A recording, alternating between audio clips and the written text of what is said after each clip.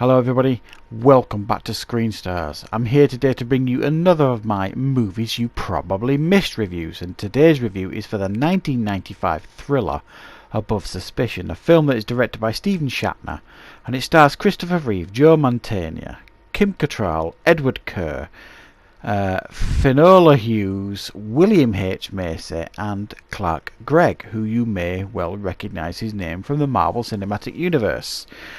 Right.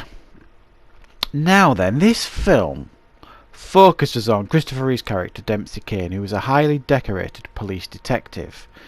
He's got a brother, Nick Cain, who also works with the police, but is a bit of a screw-up. And Christopher Reeve's character is married to Kim Cattrall, and they have a son together.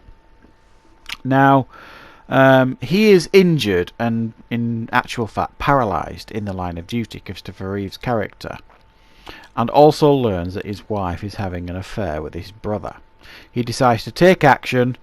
Murder takes place, and then there is a police detective played by Joe Mantegna, who basically is convinced that Dempsey Cain is guilty of these murders and goes all out trying to prove it.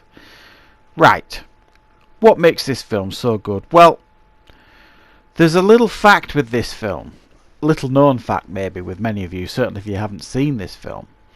Now, this film was released in 1995, where Christopher Reeve plays a man who is paralysed, and literally about 6 days after this film wrapped and was released, so not wrapped, but when it was released, Christopher Reeve had that fateful accident where he broke his neck on the horse. So it's a bizarre twist, really, the fact that, you know, his last film he did before his accident, he played a paralysed man. It's a pretty grim fact, but it's a fact nonetheless.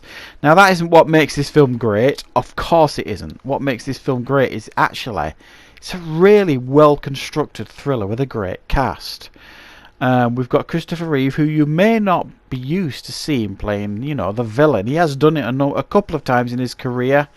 This one's probably, I think, his most successful turn as a villain to some degree. I mean, you could argue, you know, I think some of the best villains don't think they're villains, and you can certainly see it from his perspective in this movie. I think he plays a really, really good character in this film. Really cool, cold, calculated, and it's you know, is a real testament to this film. Joe Mantegna is always very, very reliable, who plays this guy who just cannot let it go. He's fairly sure that the Christopher Reeve character is guilty, and he can't prove it because Christopher Reeve's character Dempsey is always one step ahead. He's always got a plan. He's always got something to cover his tracks with, and he kind of, it becomes a cat and mouse game. I mean, the first half of this film is, like, you know, him dealing with his injury, being paralysed, and then him also dealing with the fact that his brother and his wife are having an affair. And then the second half of the film becomes something else. It's a cat and mouse game between Dempsey Cain's character and Joe Mantegna's character. You know, he's trying to prove he's guilty, and the Christopher Reeve character is trying to, you know, cover his tracks, you know, all over the place. And it becomes really interesting. It's like a film of two halves almost, to some degree. And the last section of the film is like a court-based drama, to some degree. And the ending just always shocked me when I first saw it. It really was like, it was jaw-dropping. Do you know what I mean? The lengths that Joe Mantegna's character would go to prove what Christopher Reeve has done, and to prove he thinks he's not paralysed. By the end of the film, you know, Joe Mantegna is convinced that Christopher Reeve isn't paralysed anymore. He can walk. He's just using it to his advantage, and he tries everything to try and prove it. And it's just really, really good to watch this cat and mouse between these two characters, and to some degree as well, it's almost like, you know, when you watch Dexter or Breaking Bad, you know, you're on Walter and Dexter's side for the most part, even though you know they've done wrong and they're doing wrong, and they probably should face justice. It's almost like that with this character, with the Christopher Reeve character in this film. You know, he's done wrong, but you almost want to see him get away with it because of A, what he's been through, and B, the fact that they were having an affair behind his back and really treating him quite badly.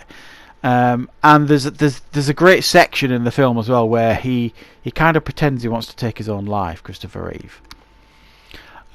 So that's how he presents it to his brother and his wife. The fact that, I want to die, basically, and I want you to help me to do it. So he sets up this elaborate plan. They kind of agree to it because they really do think he's suicidal. So they want to help him, sort of thing. And it's a test, basically, by Christopher Reeve's character Dempsey. It's just really interesting how it's all constructed and put together. And it's really nice to see Christopher Reeve doing different things. You know what I mean? Everybody automatically thinks of Superman with Christopher Reeve, which I think is a little bit unfair. I think he's proven over the years that he has got a lot of talent, Christopher Reeve. Switching channels, street smart. He's done other things. I've forgotten the name of it now, but he did a great, and I want to pick it up on Blu-ray when I get the opportunity. He did a great murder mystery in the early 80s with Michael Caine. That was just brilliant as well. So he's done other things, he's proved he can do other things, and this was a really, really strong role for him. It's just unfortunate what happened to him after this film was released. But it's one of those anomalies that not a lot of people talk about, this film. It does definitely deserve to be seen because it's got a great cast. You've got Kim Cattrall, who obviously went on to Sex and the City and went on to kind of superstardom. Great cast here. Joe Mantegna and Christopher Reeve, all on top-notch form. I'm not sure it was actually a wide theatrical release. I'm not sure if it was actually a TV movie or a theatrical release. I think I only ever saw it on VHS and potentially DVD. I don't remember. I certainly didn't go to the cinema to see this one, but it is definitely one I'd suggest you guys check out. I'm going to give it an 8 out of 10. Definitely worth watching if you like a good thriller with a few twists and turns in it. I think you will be quite impressed with this one. So thanks for watching, everybody. I hope you like this review, and I will be back with more content on the channel very, very soon.